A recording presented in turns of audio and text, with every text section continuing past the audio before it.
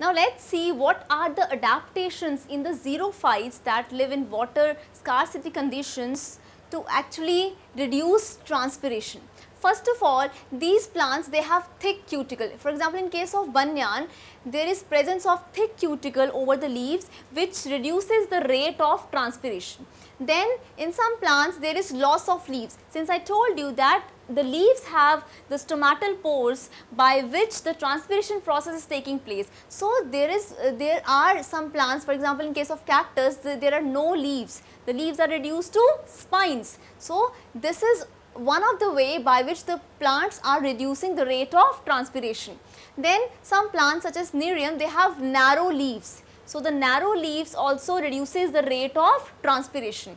Then fewer stomata are there in case of some plants, due to which again the rate of transpiration is reduced. And Nerium also contains sunken stomata, means the stomata is in a depressed state, due to which there is a reduction in the rate of transpiration. Then the location of stomata. Since stomata are more on the lower surface of leaves, then they are not going to get direct sunlight. When they are not going to get direct sunlight, then this is also going to reduce the rate of transpiration.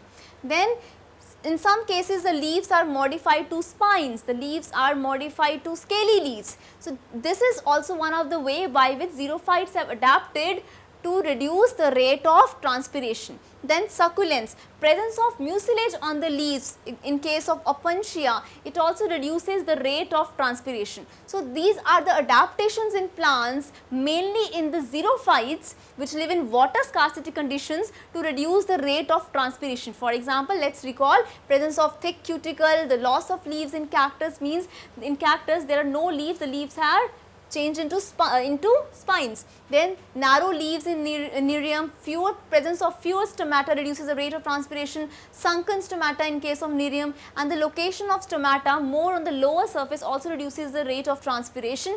Then leaf modifications into you can say leaf spines that we have discussed, right, into scaly leaves also reduces the rate of transpiration. And succulents means presence of mucilage on the leaf surface, as in case of opuntia, it also reduces the rate of transpiration. So these are the adaptations by which plants reduce the rate of transpiration.